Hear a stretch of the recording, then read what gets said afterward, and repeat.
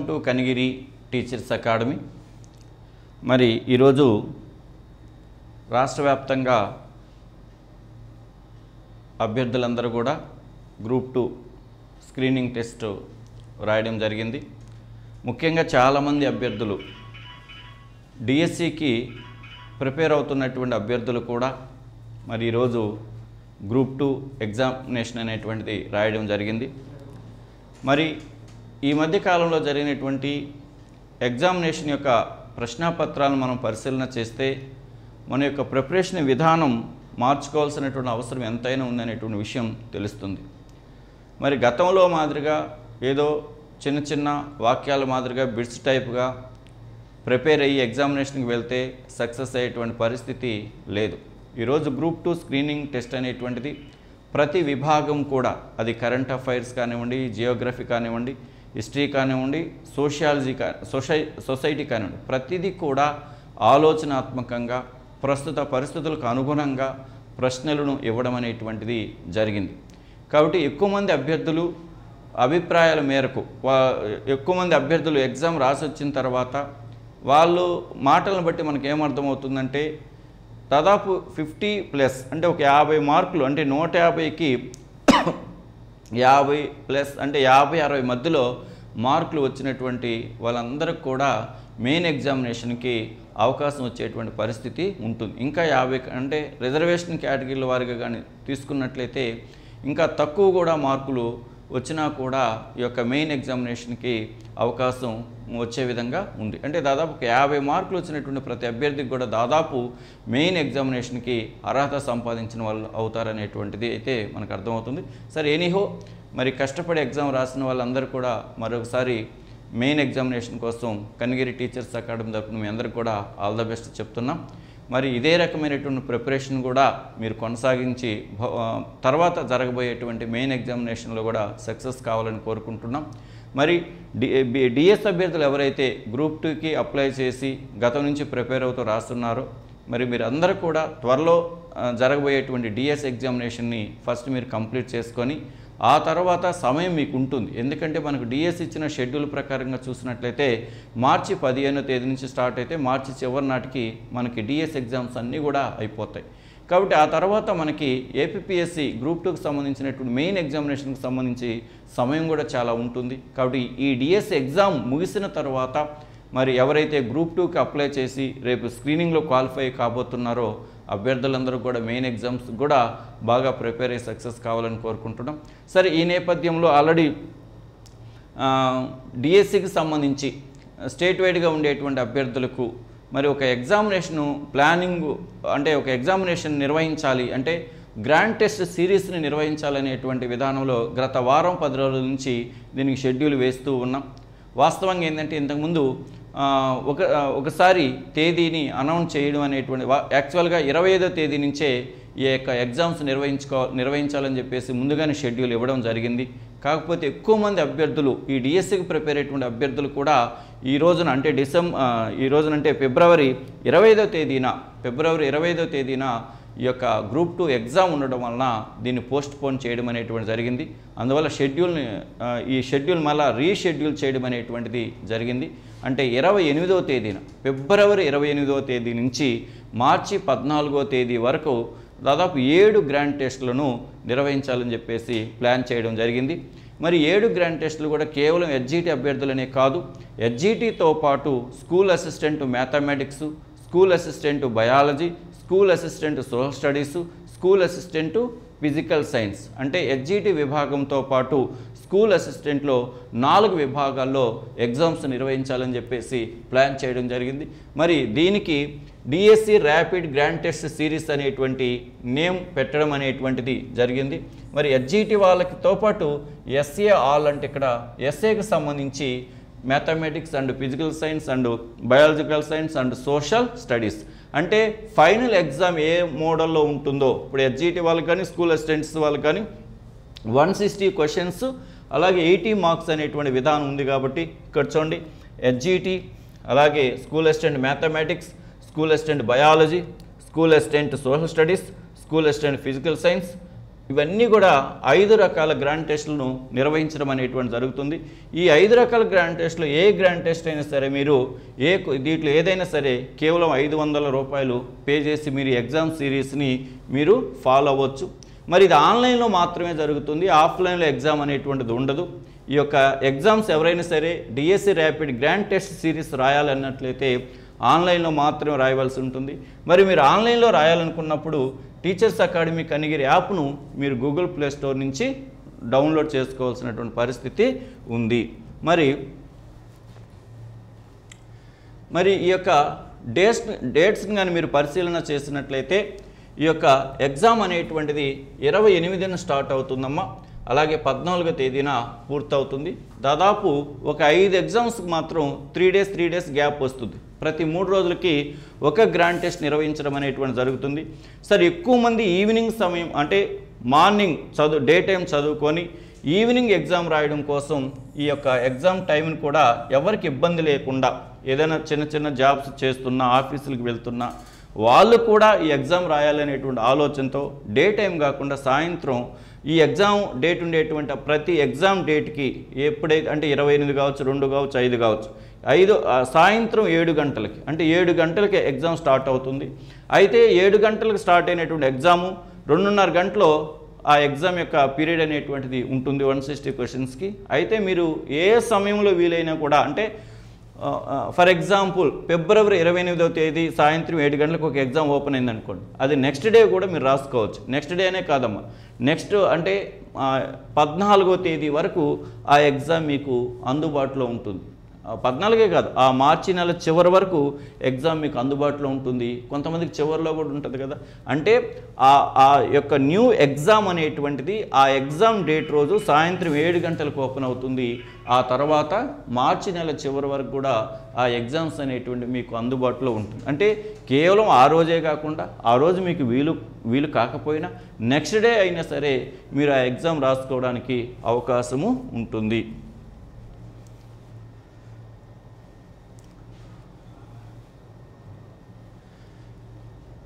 మరి ఇది అనేటువంటిది ఆన్లైన్లో మనము ఎగ్జామ్ నిర్వహించడం అనేటువంటిది జరుగుతుందని చెప్పేసి చెప్పాం. మరి దీనికి సంబంధించి హెచ్జిటి యొక్క ప్యాటర్న్ ఎలా ఉంటుందంటే హెచ్జిటి ప్యాటర్న్ వచ్చేసి మీకు ఆల్రెడీ ఐడియా ఉంటుంది. గవర్నమెంట్ ఇచ్చినటువంటి ఎగ్జామినేషన్ ప్యాటర్న్ ఏంటి? జీకే అండ్ కరెంట్ అఫైర్స్ 8 మార్కులు, పర్స్పెక్టివ్ ఆఫ్ ఎడ్యుకేషన్ 4 మార్కులు, ఎడ్యుకేషనల్ సైకాలజీ 8 మార్కులు, కంటెంట్ వచ్చేసి 40 మార్కులు, మెథడాలజీ వచ్చేసి 20 మార్కులు, మొత్తం 80 మార్కులకి 120 ప్రశ్నలకి ఉంటుంది. కాబట్టి ఎవరైనా సరే ఎగ్జామ్ రాయాలనుకునేటువంటి వాళ్ళు ఈ లోగో అంటే TET DS HGT SA Sarvepalli Radhakrishna బొమ్మతో కూడినటువంటి ఈ లోగో కలిగినటువంటి యాప్ని గూగుల్ ప్లే స్టోర్ నుంచి మీరు డౌన్లోడ్ చేసుకోవాలి. మరి ఇవన్నీ కూడా test 1, test 2, test 3, test 4, test 5, TET 6 ఇలా సిలబస్ని డివైడ్ చేయడం అనేటువంటిది జరిగింది. హెచ్జిటి సిలబస్ని ఇలా మొత్తం 6 భాగాలుగా డివైడ్ చేయడం అనేటువంటిది జరిగింది. టెస్ట్ 6 తర్వాత స్కూల్ అసిస్టెంట్. ఇది అంటే ఇంతకుముందు మనం హెచ్జిటికి సంబంధించిన సిలబస్ మొత్తాన్ని 6 భాగాలుగా విడగొట్టడం అనేటువంటిది జరిగింది. 6 భాగాలుగా విడగొట్టడం జరిగింది. తర్వాత ఇక్కడ మనం స్కూల్ అసిస్టెంట్కి సంబంధించి కానీ గమనించినట్లయితే ఇప్పుడు మనం ఇంతకుముందు మీరు అనుకున్నట్టు హెచ్జిటి కానీ ఒక్కసారి మీరు గమనిస్తే చూడండి. ఫర్ ఎగ్జాంపుల్ టెస్ట్ 1 అనుకోండి, సిలబస్లో వాళ్ళు ఏదైతే ఇచ్చారో ఆ సిలబస్ని ఏం చేశామంటే 6 భాగాలుగా విడగొట్టడం అనేటువంటి జరిగింది. అంటే జీకే అండ్ కరెంట్ అఫైర్స్ అనేది టోటల్గా ఇస్తున్నాం, కానీ మిగతా సబ్జెక్టులన్నీ కూడా 6 భాగాలుగా విడగొట్టడం జరిగింది. అంటే ఇప్పుడు పర్స్పెక్టివ్ ఇన్ ఎడ్యుకేషన్ ఉంది, పర్స్పెక్టివ్ ఇన్ ఎడ్యుకేషన్ని ఒక 6 భాగాలుగా విడగొట్టాం, అంటే 6 గ్రాండ్ టెస్ట్లో వస్తుంది. అలాగే ఎడ్యుకేషనల్ సైకాలజీ ఉంది, ఇది కూడా ఒక 6 భాగాలుగా విడగొట్టడం అనేటువంటిది జరిగింది. అలాగే తెలుగు ఉంది, తెలుగును కూడా 6 భాగాలుగా విడగొట్టాం. మీకు పీడిఎఫ్ మీరు కానీ యాప్ను డౌన్లోడ్ చేసుకుంటే అందులో మీకు పీడిఎఫ్ రూపంలో పెట్టడం అనేటువంటిది జరిగింది. గ్రాండ్ టెస్ట్ 1 ఏంటి, గ్రాండ్ టెస్ట్ 2 ఏంటి, 3 ఏంటి, 4 ఏంటి, 5 ఏంటి, 6 ఏంటి అనేటువంటిది ఇలా పెట్టడం జరిగింది. ఇంగ్లీష్ని 6 భాగాలుగా విడగొట్టాం, మ్యాథ్స్ని 6 భాగాలుగా విడగొట్టాం, జనరల్ సైన్స్ని 6 భాగాలుగా విడగొట్టాం, సోషల్ స్టడీస్ని 6 భాగాలుగా విడగొట్టాం, అలాగే మెథడాలజీలు కూడా. అంటే హెచ్ఈటీ వాళ్ళకి ఇచ్చిన సిలబస్ మొత్తాన్ని, గవర్నమెంట్ వారు హెచ్ఈటీ వారికి ఇచ్చిన సిలబస్ మొత్తాన్ని 6 భాగాలుగా విడగొట్టి 6 గ్రాండ్ టెస్ట్ నిర్వహించడం అనేది జరుగుతుంది. ఒక ఫైనల్ గ్రాండ్ టెస్ట్, 7వ గ్రాండ్ టెస్ట్ అనేటువంటిది టోటల్ సిలబస్ వారిగా నిర్వహించడం అనేటువంటిది జరుగుతుంది. అలాగే స్కూల్ అసిస్టెంట్ వాళ్ళకి సంబంధించి గమనిస్తే, స్కూల్ అసిస్టెంట్ వాళ్ళకి కూడా చెప్పాం కదా, స్కూల్ అసిస్టెంట్కి సంబంధించి ఎస్ఏ మ్యాథ్స్ వాళ్ళకి గ్రాండ్ టెస్ట్ నిర్వహిస్తున్నాం, బయాలజీ వాళ్ళకి గ్రాండ్ టెస్ట్ ఇస్తున్నాం, ఫిజికల్ సైన్స్ వాళ్ళకి గ్రాండ్ టెస్ట్ నిర్వహిస్తున్నాం, సోషల్ స్టడీస్ వారికి కూడా గ్రాండ్ టెస్ట్ నిర్వహిస్తున్నాం. మరి జీకే అండ్ కరెంట్ అఫైర్స్ వచ్చేసి 10 మార్కులు, 20 క్వశ్చన్స్ ఉంటాయి ఆల్ స్కూల్ అసిస్టెంట్స్కి. పర్స్పెక్టివ్స్ ఆఫ్ ఎడ్యుకేషన్ 5 మార్కులకు ఉంటుంది. అలాగే ఎడ్యుకేషనల్ సైకాలజీ 5 మార్కులకి ఉంటుంది. కంటెంట్స్ వచ్చేసి 40 మార్కులకి, అంటే 6వ తరగతి మొదలుకొని ఇంటర్మీడియట్ వరకు ఉంటుంది. 6వ తరగతి మొదలుకొని ఇంటర్మీడియట్ వరకు ఉంటుంది ఈ యొక్క కంటెంట్ అనేది. మెథడాలజీ అనేటువంటిది 20 మార్కులకి ఉంటుంది, అది బీఈడీకి సంబంధించింది. మేము ఏం చేసామంటే ఇక్కడ జీకే అండ్ కరెంట్ అఫైర్స్ అనేది స్కూల్ అసిస్టెంట్స్కి అన్ని ఎగ్జామ్లో టోటల్ సిలబస్ ఉంటుంది. పర్స్పెక్టివ్స్ ఇన్ ఎడ్యుకేషన్ని, ఎడ్యుకేషనల్ సైకాలజీని, సిలబస్ని 6 భాగాలుగా విడగొట్టడం జరిగింది. స్కూల్ అసిస్టెంట్ వారి యొక్క సిలబస్ని కూడా 6 భాగాలుగా విడగొట్టడం జరిగింది. 6 భాగాలుగా, పర్స్పెక్టివ్ ఆఫ్ ఎడ్యుకేషన్ 6 భాగాలుగా, ఎడ్యుకేషనల్ సైకాలజీని 6 భాగాలుగా, కంటెంట్ని 6 భాగాలు. అంటే స్కూల్ అసిస్టెంట్ వాళ్ళ కంటెంట్ని ఎలా చేసామంటే, ఫస్ట్ ఎగ్జామ్లో 6, 7 తరగతుల కంటెంటు, సెకండ్ ఎగ్జామ్లో 8, థర్డ్ ఎగ్జామ్లో 9, ఫోర్త్ ఎగ్జామ్లో 10th క్లాసు, అలాగే 5th ఎగ్జామ్లో ఇంటర్మీడియట్ ఫస్ట్ ఇయర్ సిలబస్, అలాగే 6th ఎగ్జామ్లో వచ్చేసి ఇంటర్మీడియట్ సెకండ్ ఇయర్ సిలబస్ని రూపకల్పన చేయడం జరిగింది. వాళ్ళు ఇచ్చిన మెథడాలజీని కూడా, ఏదైతే స్కూల్ అసిస్టెంట్ వరకు మెథడాలజీని ఇచ్చారో దాన్ని 6 భాగాలుగా విడగొట్టి 6 గ్రాండ్ టెస్టులుగా నిర్వహించడం అనేటువంటిది జరిగింది. ఒక్కసారి మీరు దాని యొక్క ప్యాటర్న్ కానీ చూసినట్లయితే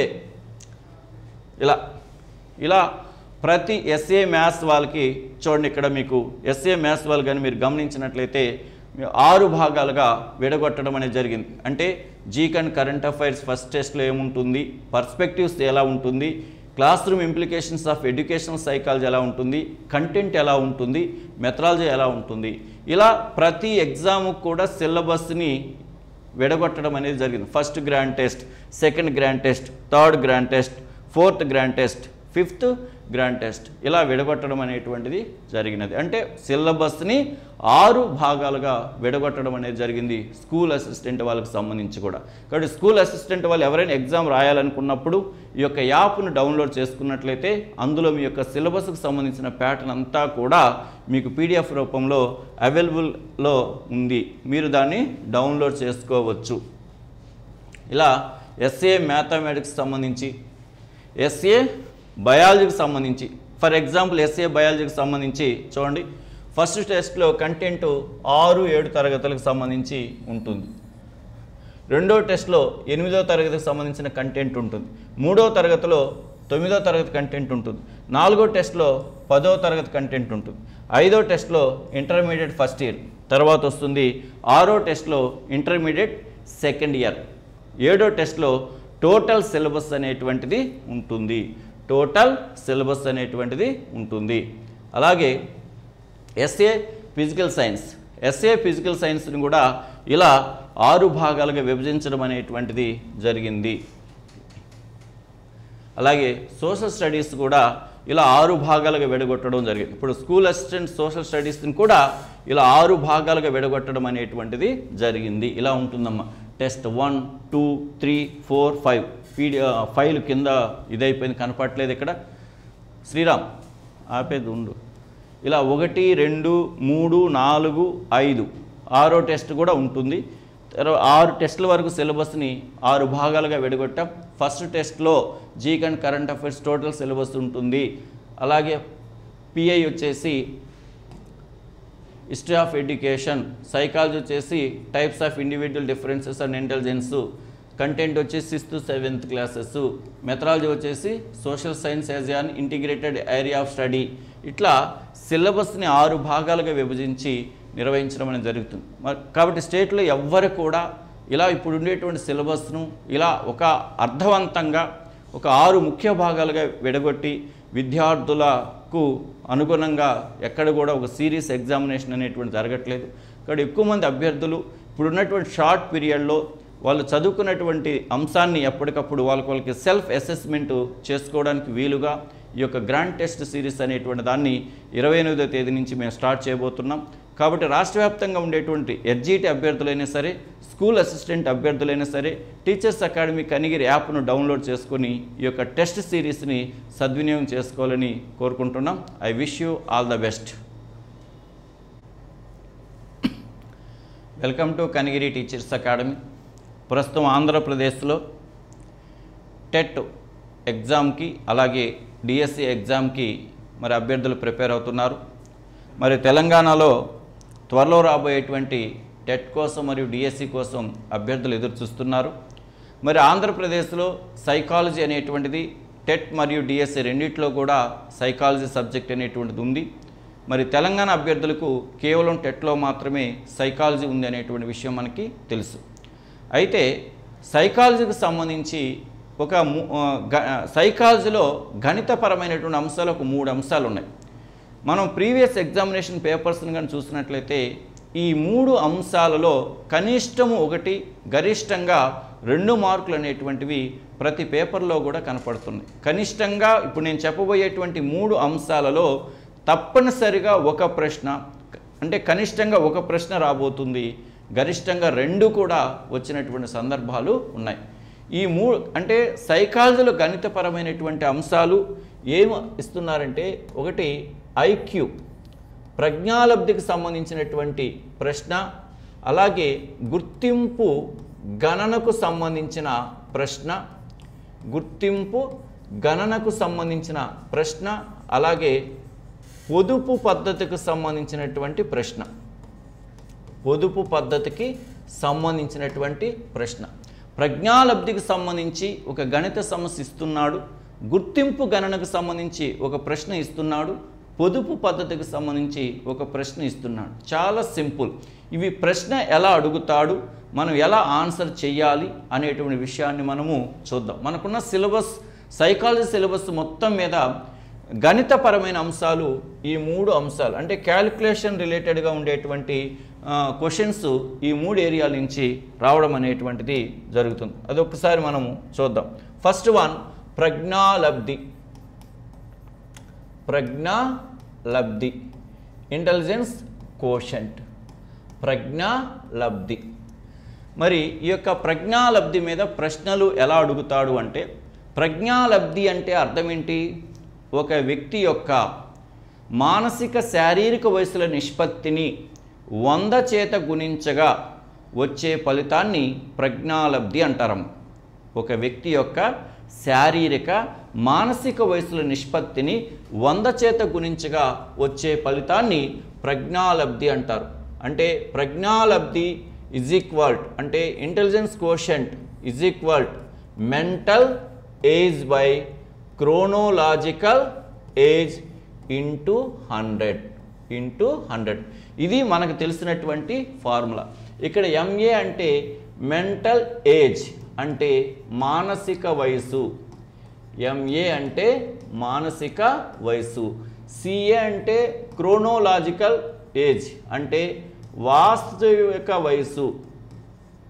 వాస్తవిక వయసు, వాస్తవిక వయసు లేదా అసలు వయసు లేదా నిజ వయసు అంటారు. అంటే మన యొక్క పుట్టిన తేదీ ఆధారంగా లెక్కించే వయసును వాస్తవిక వయసు అంటారు.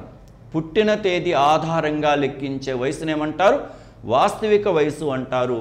ప్రజ్ఞా పరీక్షల ద్వారా నిర్వహించే వయసును మానసిక వయసు అంటారు.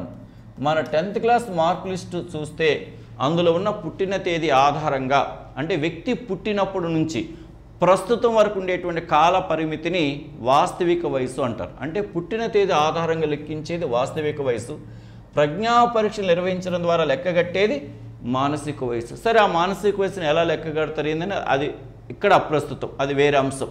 ఇక్కడ మనకు కావాల్సింది ఏంటంటే ప్రజ్ఞాలబ్ధిని ఎలా కనుగొంటారు. మరి ఈ ప్రజ్ఞాలబ్ధికి సంబంధించి ప్రాబ్లమ్స్ 3-4 రకాలుగా ఇస్తారు. ఇప్పుడు ఫర్ ఎగ్జాంపుల్ చూడండి, ఒక ప్రాబ్లం మనము చూద్దాం. రాజు శారీరక వయసు 8 సంవత్సరాలు, మానసిక వయసు రాజు శారీరక వయసు 8 సంవత్సరాలు, మానసిక వయసు 10 సంవత్సరాలు అయినా ప్రజ్ఞాలబ్ధి ఎంత ఇలా అడుగుతారమ్మా ప్రశ్న. అక్కడ 8 బదులు వేరేది అడగొచ్చు, 10 బదులు మరి, అంటే ఫ్రేమింగ్ ఇలా ఉంటుంది. శారీరక వయసు ఇస్తారు, మానసిక వయసు ఇస్తారు, ప్రజ్ఞాలబ్ధి కనుక్కోండి. చూడండి, రాజు శారీరక వయసు ఎంత? 8 సంవత్సరాలు అన్నారు. క్రోనోలాజికల్ ఏజ్ 8 సంవత్సరాలు. సిఏ ఈజ్ ఈక్వల్ 8 సంవత్సరాలు. మానసిక వయసు మెంటల్ ఏజ్ ఎంఏ ఎంత? 10 సంవత్సరాలు. ఎంఏ ఎంత? 10 సంవత్సరాలు. ఎంఏ ఎంత?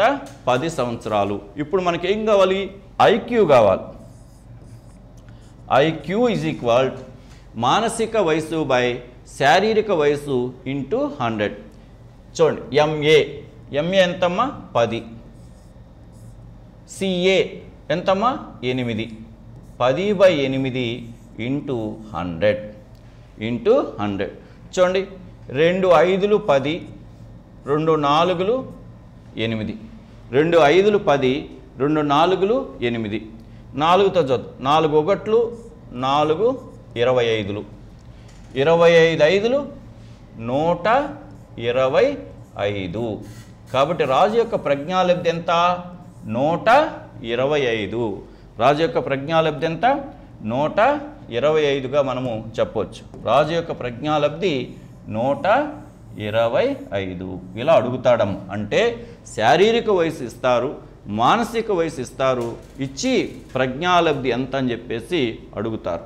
అలా మానసిక వయసు బై శారీరక వయసు వేస్తే మనకు ప్రజ్ఞాలబ్ధి వస్తుంది. ఇంకొక విధానంలో ఎలా అడుగుతారంటే చూడండి, ఇదే ప్రశ్న ఎలా అడుగుతారంటే ఇదే ప్రశ్నను వేరే విధానంలో ఎలా అడుగుతారో ఒకసారి చూద్దాం. ఇదే ప్రశ్న ఎలా అడుగుతారు అనేది ఒకసారి చూడండి. చూడండి, రాజు శారీరక వయసు 8 సంవత్సరాలు, మానసిక వయసు 10 సంవత్సరాలైన టెర్మన్ ప్రకారం రాజు ఏ ప్రజ్ఞారకానికి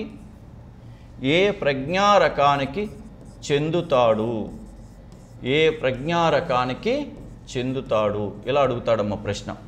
రాజు శారీరక వయసు 8 సంవత్సరాలు, మానసిక వయసు 10 సంవత్సరాలైన టెర్మన్ ప్రకారము రాజు ఏ ప్రజ్ఞారకానికి చెందుతాడు. అంటే రాజు ఏ ప్రజ్ఞారకానికి చెందుతాడు అంటే మనకు టెర్మన్ యొక్క టేబుల్ అవగాహన అనేటువంటిది ఉండాలి.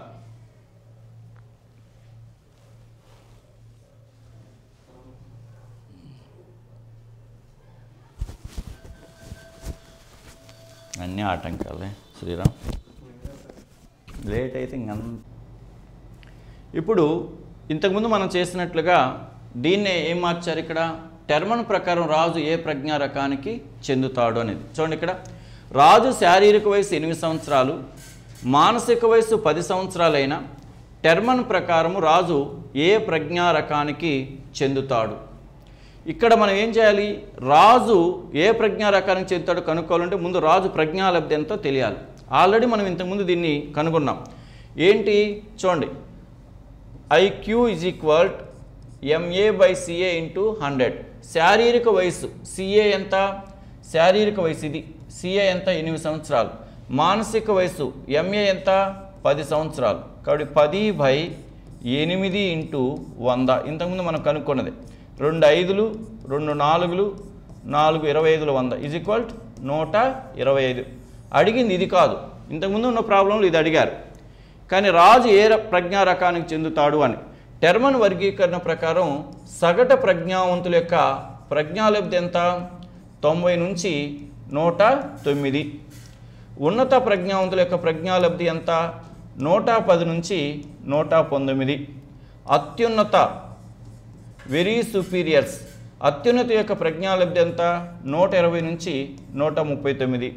ప్రతిభావంతుల యొక్క ప్రజ్ఞాలబ్ధి ఎంత? అబో 140.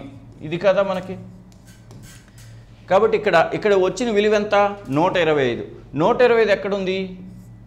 వెరీ సుపీరియర్ అత్యున్నత లేదా అధిక ప్రజ్ఞావంతుడి యొక్క రకము. కాబట్టి రాజు ఏ రకానికి చెందుతాడు అంటే అత్యున్నత లేదా అధిక ప్రజ్ఞావంతుడు. అత్యున్నత లేదా అధిక ప్రజ్ఞావంతుడు రకానికి చెందుతాడు. ఇది ప్రశ్న. ఇలా అడుగుతారమ్మ. అంటే శారీరక మానసిక వయసులు ఇచ్చి ప్రజ్ఞాలబ్ధి ఎంత అని అడగవచ్చు, లేదా శారీరక మానసిక వయసులు ఇచ్చి మరి అతను ఏ రకానికి చెందుతాడని కూడా అడగవచ్చు. అలాగే ఇంకా ఎలా అడగవచ్చు అంటే చూడండి, ఇంకా ఎలా అడగవచ్చు అంటే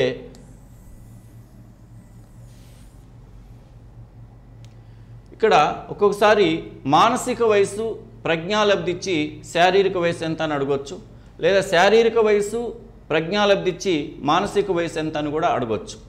చూడండి, ఇదే ప్రశ్న మరలా ఎలా రాయొచ్చు అంటే మనం రాజు ప్రజ్ఞాలబ్ధి 125, మానసిక వయసు 10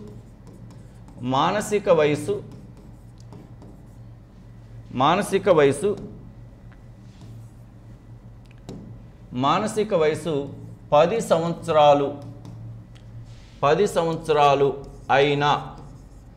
శారీరక వయసు ఎంత అని అడగొచ్చాము. రాజు ప్రజ్ఞాలబ్ధి 125, మానసిక వయసు 10 సంవత్సరాలు అయినా శారీరక వయసు ఎంత అని అడగొచ్చు. ఇప్పుడు ఈ ఫార్ములాని మనం ఎలా రాసుకోవచ్చు అంటే MA × 100 = IQ × CA. మనకు కావాల్సింది ఏంది? శారీరక వయస్సు కావాలి. కాబట్టి చూడండి, ఇక్కడ మనకు శారీరక వయస్సు కావాలి. కాబట్టి శారీరక వయసు అన్నప్పుడు మానసిక వయసు × 100/IQ అనేటువంటిది వస్తుంది. చూడండి, CA = MA × 100/IQ. MA ఎంత? మానసిక వయసు. ఇదిగోండి, మానసిక వయసు ఎంత ఇచ్చారు? 10 సంవత్సరాలు ఇచ్చారు. × 100/125 అంటే 1000/125. 125 8 1000 అంటే శారీరక వయసు ఎంత? 8 సంవత్సరాలు. శారీరక వయసు ఎంత? 8 సంవత్సరాలు. ఇలా ప్రజ్ఞాలబ్ధి ఇచ్చి మానసిక వయసు ఇచ్చి శారీరక వయసు కనుగొనమనవచ్చు. అలాగే ఇంకొక ప్రాబ్లం ఎలా అడగవచ్చు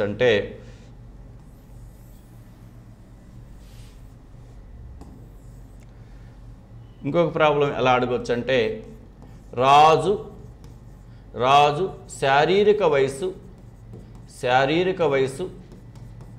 8 సంవత్సరాలు, ప్రజ్ఞాలబ్ధి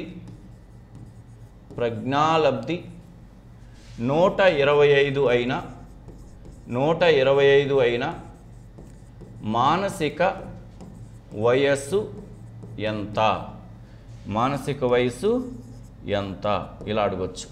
రాజు శారీరక వయసు 8 సంవత్సరాలు, ప్రజ్ఞాలబ్ధి 125 అయినా మానసిక వయసు ఎంత అని చెప్పేసి ఇలా కూడా అడగచ్చు. ఇప్పుడు మనకి శారీరక వయసు 8 సంవత్సరాలు ఇచ్చారు, ప్రజ్ఞాలబ్ధి 120 ఇచ్చారు. అంటే CA = 8 సంవత్సరాలు, IQ = 125. కానీ కావాల్సింది ఏంది? మనకి MA కావాలి. చూడండి, దీని నుంచి MA × 100 = IQ × CA. మనకు కావాల్సింది MA కదా. MA = IQ × CA/100. IQ ఎంత?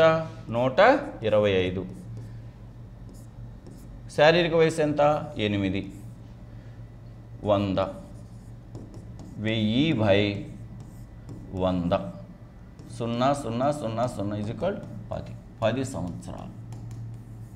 అంటే ప్రజ్ఞాలబ్ధి మీద సమస్యలు మనకి 4 రకాలుగా అడగవచ్చు. శారీరక మానసిక వయసులు ఇచ్చి ప్రజ్ఞాలబ్ధి ఎంతని అడగవచ్చు, లేదా శారీరక మానసిక వయసులు ఇచ్చి ఆ వ్యక్తి ఏ రకానికి చెందినవాడని అడగవచ్చు, లేదా ప్రజ్ఞాలబ్ధి మానసిక వయసు ఇచ్చి శారీరక వయసు ఎంత అని అడగవచ్చు, లేదా ప్రజ్ఞాలబ్ధి శారీరక వయసు ఇచ్చి మానసిక వయసు ఎంత అని కూడా అడగవచ్చు. ఇంకొక రకం ఎలా అడుగుతాడంటే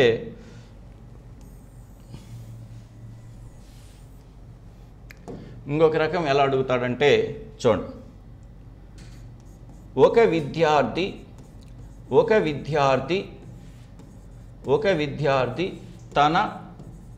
తన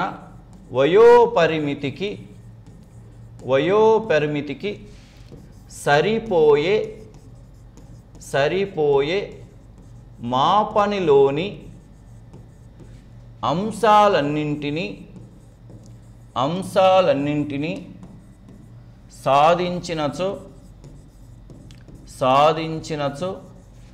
ప్రజ్ఞాలబ్ధి ఎంత? ఇలా కూడా అడగవచ్చు. ఒక విద్యార్థి తన వయోపరిమితికి సరిపోయే మాపనిలోని అంశాలన్నింటినీ సాధించినచో ప్రజ్ఞాలబ్ధి ఎంత? తన వయోపరిమితి, ఇక్కడ వయోపరిమితి ఎంతో తెలియదు, తన వయసుకు సరిపోయే మాపనిలోనే ఎక్స్ అనుకుందాం, తన యొక్క శారీరక వయసు ఎక్స్ అనుకుందాం. మరి తన వయోపరిమితికి సరిపోయే మాపనలోని అంశాలన్నీ సాధించాడు అంటే ఆ సాధించింది ఏమవుతుంది? మానసిక వయసు అవుతుంది. ఇది కూడా ఎక్సే అవుతుంది. అంటే ఒక విద్యార్థి 4 సంవత్సరాల మాపనలో అంశాలన్నీ సాధిస్తే ఆ విద్యార్థి మానసిక వయసు 4 సంవత్సరాలు. ఒక విద్యార్థి 10 సంవత్సరాల మాపనలోని అంశాలన్నీ సాధిస్తే ఆ విద్యార్థి మానసిక వయసు 10 సంవత్సరాలు. మరి తన శారీరక వయసు ఎక్స్ అయినప్పుడు మానసిక వయసు కూడా ఎక్స్ అవుతుంది. కాబట్టి మానసిక వయసు శారీరక వయసు 2 ఈక్వల్, MA = CA, 2 ఈక్వల్ అయినప్పుడు ప్రజ్ఞాలబ్ధి ఎంత అవుతుంది? 100 అవుతుంది. ఈ 2 సమానమైనప్పుడు ప్రజ్ఞాలబ్ధి ఎంత అవుతుంది? 100 అవుతుంది. అంటే ఎవరైనా సరే తన వయసుకు సరిపోయే మాపనిలోని అంశాలన్నీ సాధించాడు అంటే తన శారీరక వయసు మానసిక వయసు ఒకే రకంగా ఉన్నాయి. మరి శారీరక వయసు మానసిక వయసు సమానమైనప్పుడు ప్రజ్ఞాలబ్ధి 100 అవుతుంది. ఎప్పుడు కూడా ప్రజ్ఞాలబ్ధికి ప్రమాణాలు ఉండవమ్మ, ఎందుకంటే అది నిష్పత్తి కాబట్టి. కాబట్టి ప్రజ్ఞాలబ్ధి మీద సమస్యలు అనేవి వస్తాయి, చాలా ఇంపార్టెంట్, ఈజీగా కూడా మీరు చేయొచ్చు. Okay, thank you. I wish all the best.